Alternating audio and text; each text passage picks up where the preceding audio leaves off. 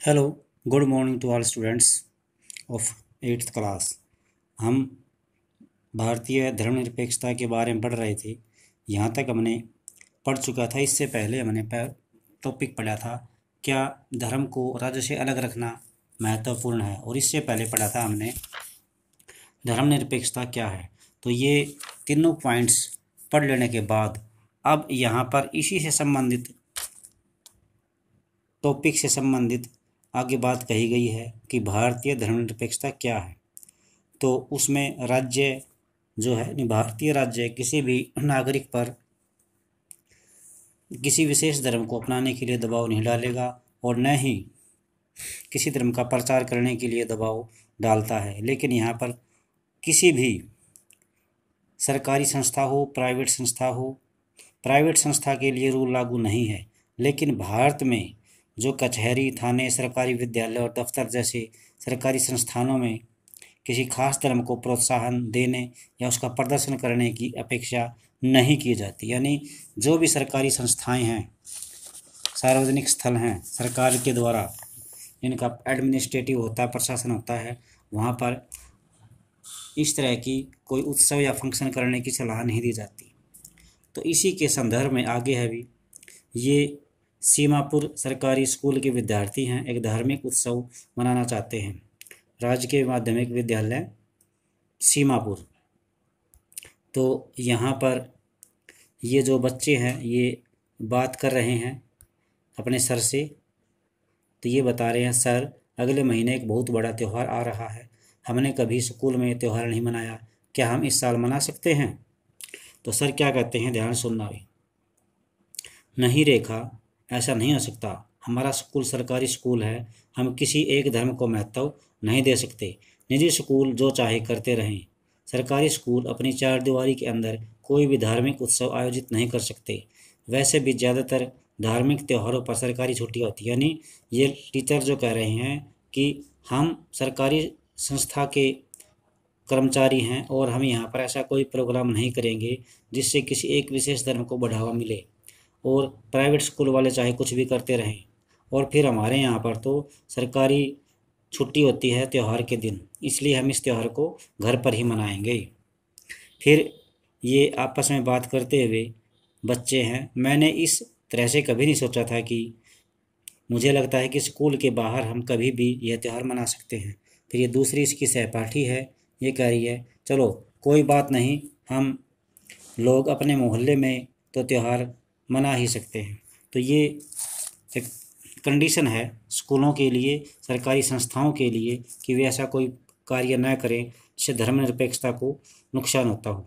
ये जो ऊपर कहानी दिखाई गई है स्कूल पट में, स्कूल के भीतर किसी भी धार्मिक त्यौहार का आयोजन, किसी भी धर्म का प्रचार करना, सभी धर्मों के साथ एक जैसा व्यवहार करने की सरकार की नीति के खिलाफ होता। यानी फिर दोबारा समझिए इस लाइन को।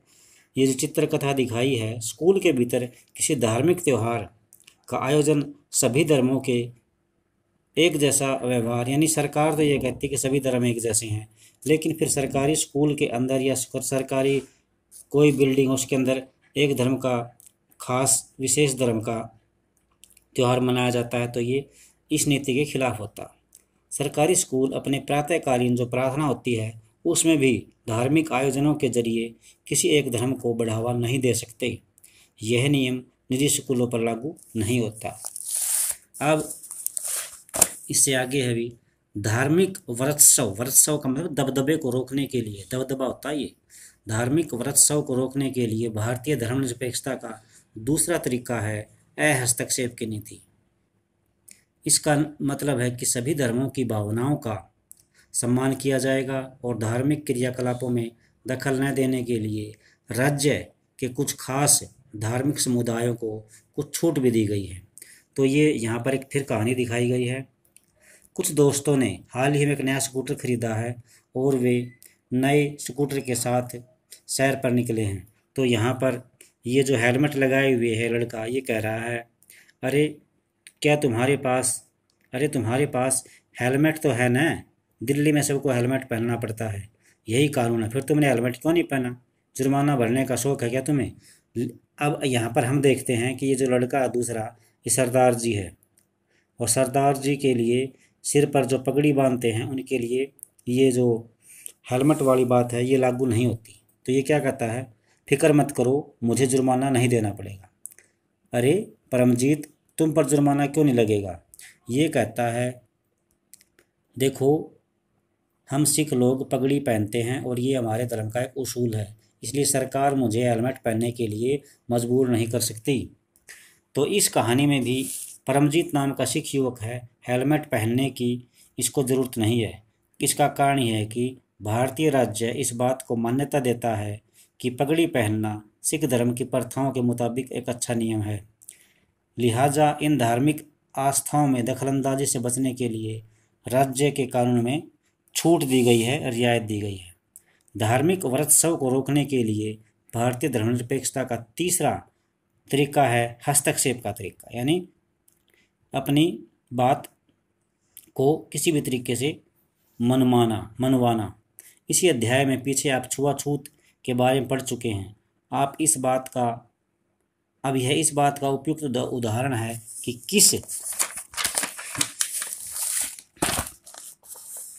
किस तरह एक ही धर्म के लोग, चाहे वो ऊंची जाति के हों, हिंदू हों, अपने ही धर्म के अन्य सदस्यों निचली जातियों को दबाते हैं।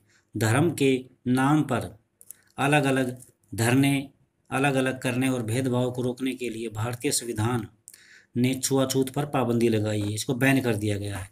इस उदाहरण में राज्य धर्म के नाम पर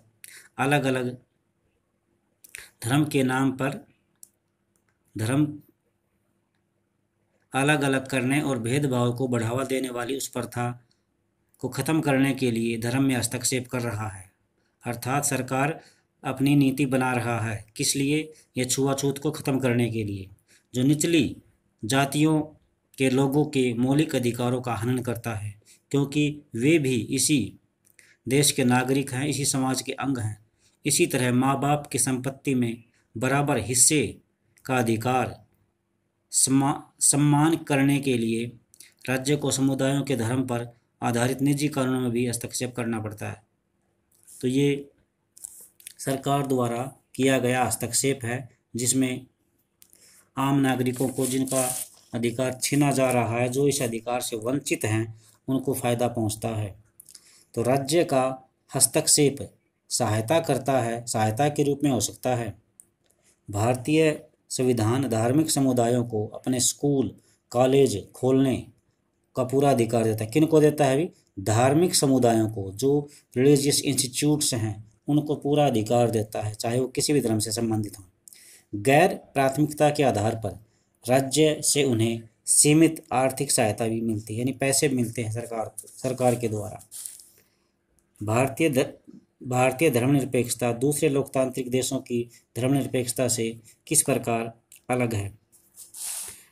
इससे पहले हम ये देखते हैं, ये संयुक्त राज्य अमेरिका में सरकारी स्कूलों के ज़्यादातर बच्चे सुबह पहले वफादारी की शपथ लेते हैं, प्लेज ऑफ एलिगेंस। इस शपथ में ईश्वर की छत्र छाया शब्द आता है। 60 साल से भी पहले वहाँ यह तय कर दिया जाता है कि अगर आप शपथ किसी बच्चे की धार्मिक आस्था को ठेस पहुँचाती है तो उसे दोहराने की ज़रूरत नहीं है। यानी सबसे पहले स्कूलों में ये प्रेयर के बाद प्लेज ली जाती है, और 60 साल से भी पहले ही वहाँ पर तय कर दिया जाता है कि अगर यह शपथ किसी बच्चे की धार्मिक आस्था को ठेस पहुँचाती है तो उसे बोलने की ज़रूरत नहीं है। इसके बावजूद वहाँ ईश्वर की छत्रछाया वाक्यांश को कई बार कानूनी चुनौती दी जा चुकी है। चुनौती देने वालों का कहना है कि यह वाक्य अमेरिकी संविधान के पहले संशोधन में चर्च और राज्य के बीच किए गए अलग अलग नियम का उल्लंघन करता है। उपरोक्त चित्र में अमेरिका के सरकारी स्कूल के बच्चे वफादारी की शपथ लेते हुए दिखाई दे रहे हैं। ये देखो भी, स्कूल में बच्चे प्लेज ऑफ एलिगेंस ले रहे हैं। तो ये कि अगर किसी को इससे नुकसान होता है तो उसके लिए नोट कंपलसरी नहीं है। अब यहाँ से इससे आगे पढ़ते हैं। अभी ऊपर दिए गए तीनों उद्देश्य दुनिया के अन्य धर्मनिरपेक्ष लोकतांत्रिक देशों के संविधान में दिए गए उद्देश्यों से मिलते जुलते हैं। अमेरिकी संविधान में हुए पहले संविधान संशोधन के जरिए विधायिका को कानून बनाने से रोक दिया गया है, जो कि धार्मिक संस्थाओं के पक्ष लेता है या धार्मिक स्वतंत्रता को रोकते हैं। इसका मतलब है कि विधायिका किसी भी धर्म को राजकीय धर्म घोषित नहीं कर सकती, न ही विधायिका किसी एक धर्म को ज़्यादा प्राथमिकता दे सकती है। संयुक्त राज्य अमेरिका में राज्य और धर्म के पृथक्करण का मतलब होता है कि राज्य और धर्म एक दूसरे से बिल्कुल अलग अलग है, किसी तरह के मामलों में दखल अंदाजी नहीं करेंगे। राज्य धर्म के बारे में कुछ नहीं कहेगा और धर्म राज्य के बारे में कुछ नहीं कहेगा। शायद आप समझ गए होंगे कि भारतीय धर्मनिरपेक्षता और अमेरिकी धर्मनिरपेक्षता के बीच एक अहम फर्क है। ऐसा इसलिए है, अमेरिकी धर्मनिरपेक्षता में धर्म और राज्य के बीच स्पष्ट अलगाव है। इसके विपरीत भारतीय धर्मनिरपेक्षता में राज्य को धार्मिक मामलों में हस्तक्षेप करने की छूट दी गई है। आप पढ़ चुके हैं कि किस तरह भारतीय संविधान ने छुआछूत को खत्म करने के लिए हिंदू धार्मिक क्रियाकलापों में हस्तक्षेप किया है। भारतीय धर्मनिरपेक्षता में राज्य धर्म से अलग तो कर दिया गया है, लेकिन धर्म से उसका फासला सिद्धांतिक रूप से नहीं हुआ है। इसका मतलब यह है कि संविधान में दिए गए आदर्शों के आधार पर राज्य किसी भी धर्म के मामले में हस्तक्षेप कर सकता है। ये आदर्श व कसौटी उपलब्ध करवाते हैं जिसके जरिए इस बारे में फैसला किया जा सकता है कि हमारा राज्य धर्मनिरपेक्ष सिद्धांतों के अनुरूप काम कर रहा है या नहीं। संविधान भारतीय राज्य धर्मनिरपेक्ष है और धार्मिक दबदबे या व्रतोत्सव को रोकने के लिए कई तरह से काम करता है। भारतीय संविधान अपने नागरिकों को मौलिक अधिकारों का आश्वासन देता है। ये मूलभूत अधिकार इन धर्मनिरपेक्ष सिद्धांतों पर आधारित हैं, लेकिन इसका यह मतलब नहीं है कि भारतीय समाज में इन अधिकारों का उल्लंघन बंद हो गया है, बल्कि वास्तव में ऐसे उल्लंघनों की वजह से ही हमारे सामने संवैधानिक व्यवस्था की जरूरत बनी हुई है। इस तरह के अधिकारों के होने का ज्ञान हमें अधिकारों के उल्लंघन के प्रति संवेदनशील बनाता है। जब कभी ऐसा होता है तो हमें इसके खिलाफ सही कदम उठाने की क्षमता भी उसी से मिलती है। लास्ट में ये फ्रांस का दिखा रखा भी। फरवरी 2004 में फ्रांस में कानून बनाया गया था। इस कानून के अंदर ये फैसला किया गया था कि कोई भी विद्यार्थी इस्लामी बुर्का, यहूदी टोपी या बड़े बड़े ईसाई क्रॉस जैसे धार्मिक अथवा राजनीतिक चिन्हों के साथ धारण करके, इनको पहन करके स्कूल में नहीं आएगा। 2004 में मनाया गया था ये। फ्रांस में रहने वाले उन अप्रवासियों ने इस कानून का विरोध किया था, यानी जो दूसरे स्टेट के देश के लोग थे उन्होंने इसका विरोध किया था। वे मुख्यतः कहाँ से थे? अल्जीरिया, ट्यूनीशिया, मोरक्को आदि उन देशों से आए थे जहाँ पहले फ्रांस के उपनिवेश थे। उपनिवेश का मतलब है जहाँ पर फ्रांस का राज था। जैसे अंग्रेज़ों का हमारे ऊपर राज था, वैसे ही फ्रांस का इन देशों के ऊपर राज था, वहाँ से आए थे। 1960 के दशक में फ्रांस में मज़दूरों की कमी हो गई थी। उस समय इन अप्रवासियों को फ्रांस आकर काम करने के लिए वीज़ा यानी प्रवेश पत्र दिए गए थे। इन अप्रवासियों की बेटियां स्कूल में अक्सर सिर पर रुमाल बांधकर जाती हैं, लेकिन इस नए कानून के लागू होने के बाद सिर पर रुमाल बांधने के कारण स्कूलों में उन्हें निकाल दिया जाता था। तो ये आपका चैप्टर यहाँ पर कंप्लीट हो चुका है।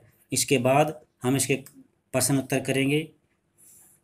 तो ये आप इस चैप्टर को रिवाइज करना, कल संडे है, अच्छी तरह से इसको पढ़ना और अपनी तैयारी करना।